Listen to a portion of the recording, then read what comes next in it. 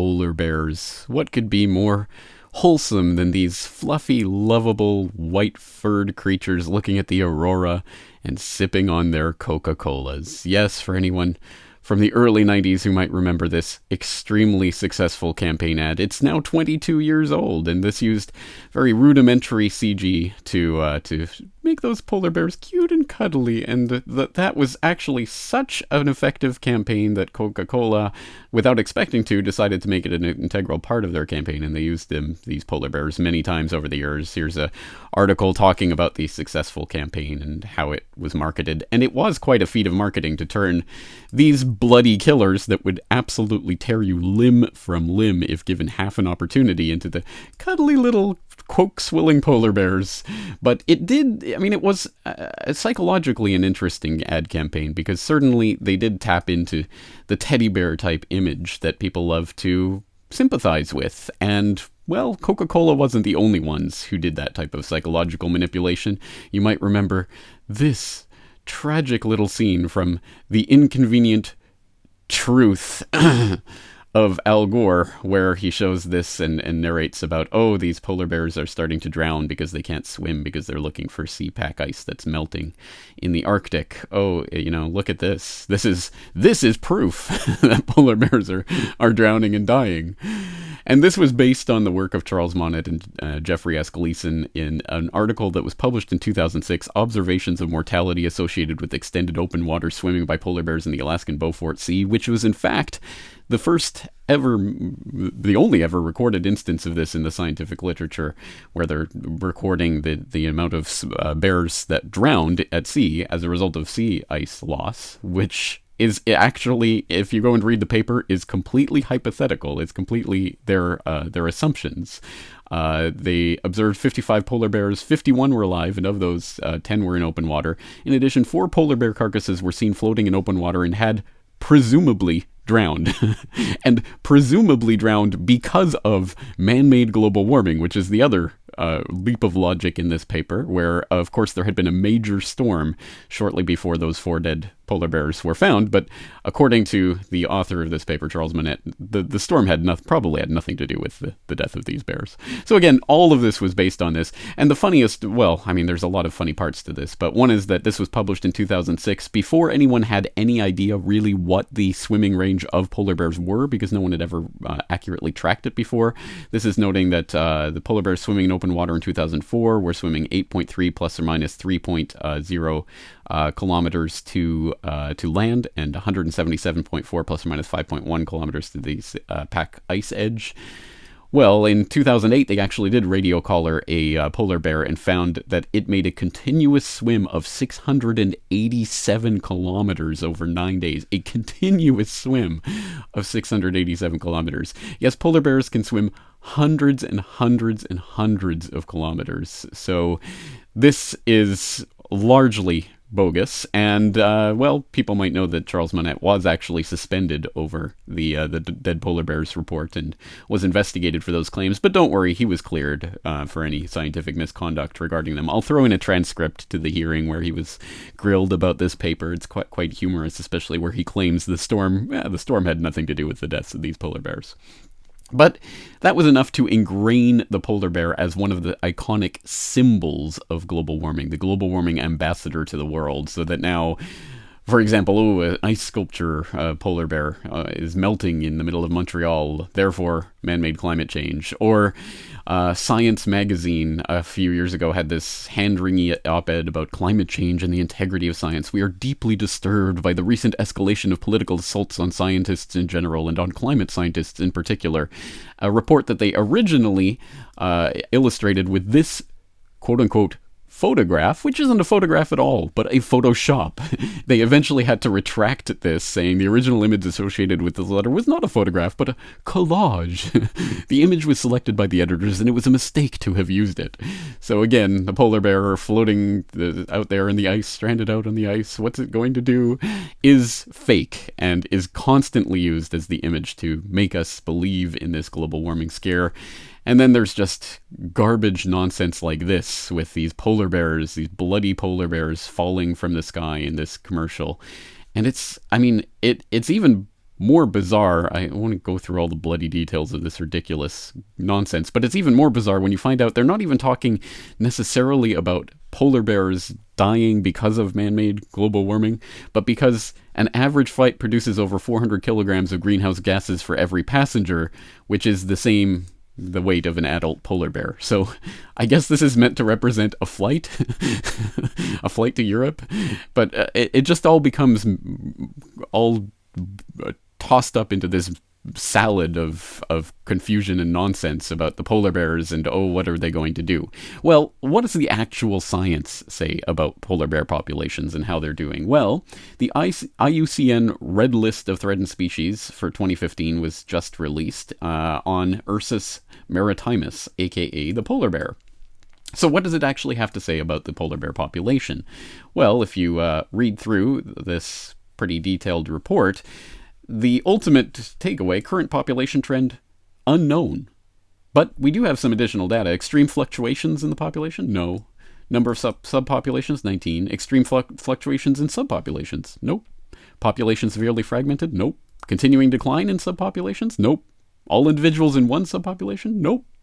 No, it seems like, this has been significantly downgraded from earlier estimates of declining, that used to be asserted that there was a declining population trend. Now it's unknown. There used to be talk about threat of extinction. Now there is literally no mention of threat of extinction whatsoever in the IUCN Red List here.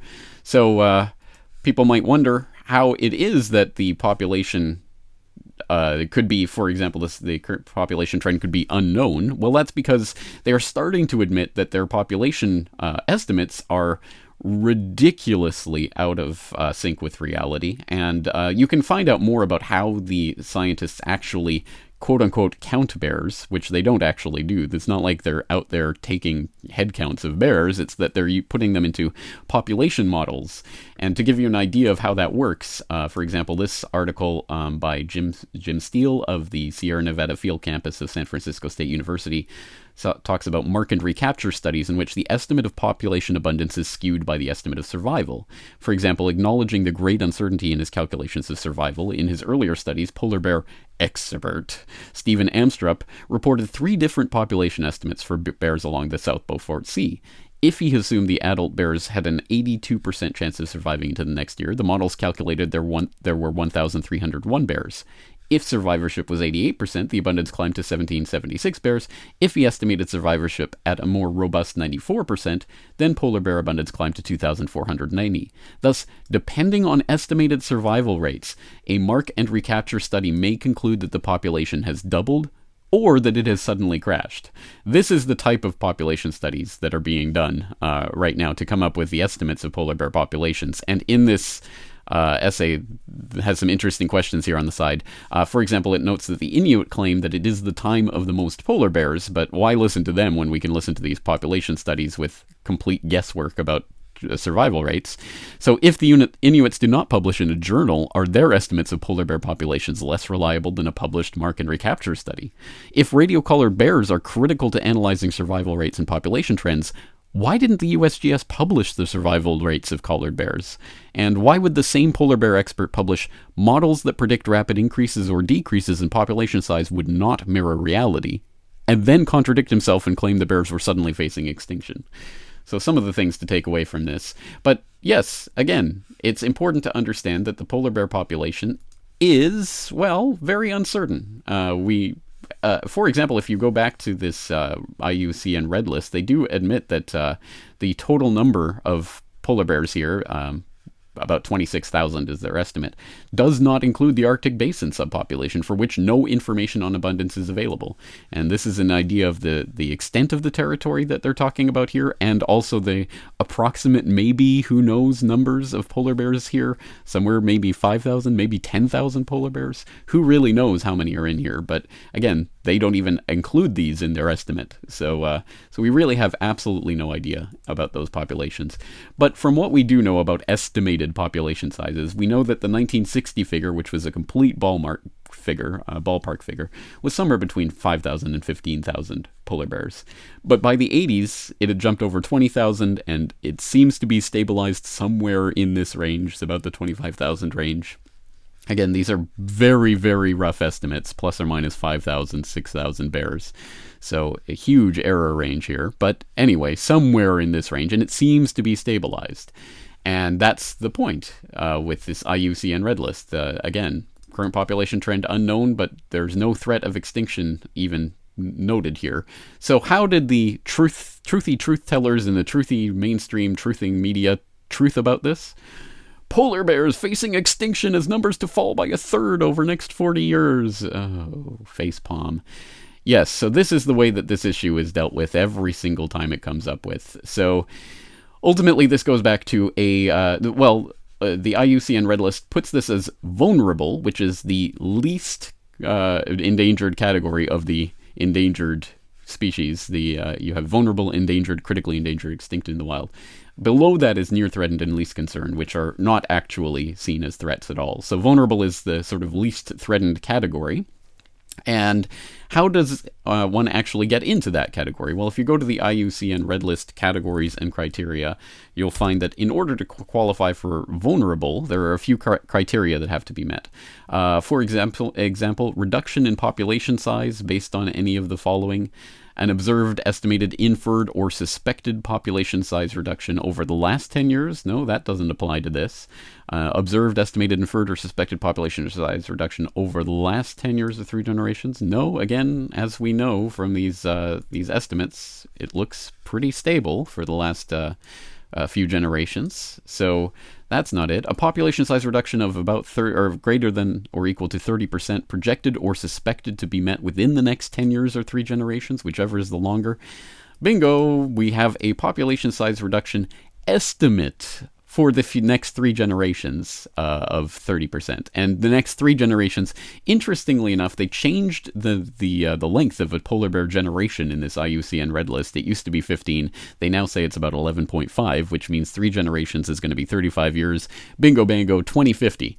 So now they're saying by 2050, there may be a 30% reduction in the population, which they're saying with a 70% confidence interval.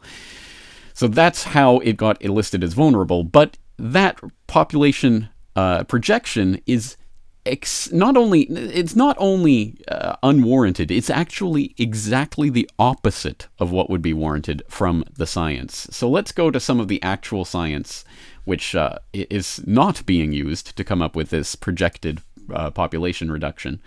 Reasons to petition Congress to investigate USGS's dubious polar bear claims. Again, at landscapecycles.net by Jim Steele of San Francisco State University, where he notes that greater than 80% of most polar bears' annual stored fat is accumulated during the ringed seal pupping season that stretches from late March to the first weeks of May. And well-documented observations report that cycles of heavy springtime sea ice have drastically reduced ringed seal reproduction. Heavy springtime ice is likely the greatest cause of polar bear nutritional deprivations, yet not one USGS model incorporates sea ice conditions during this critical time where they get more than 80% of their annual stored fat. Again, this is well documented in the literature, but USGS goes directly against that when they're doing their population estimates. And they concentrate on late fall and summer sea ice, which does not affect the majority of their stored fat. In fact, very, very little hunting goes on in those months. But of course, that doesn't fit the climate change agenda. Global warming is killing them. Therefore, we have to focus on the summer ice. Which, again, is also a fraud because, again, multiply attested to in the scientific literature, there was a period in the early Holocene, somewhere between 5,000 and 8,000 or 9,000 years ago, where there were ice-free summers in the Arctic. This has happened before in the time frame of the polar bears themselves. Polar bears have been around for much longer than simply the Holocene, and they have faced and survived ice-free summers well before there were, man-made CO2 emissions that were supposedly driving climate. So, again, that in and of itself is a fraud.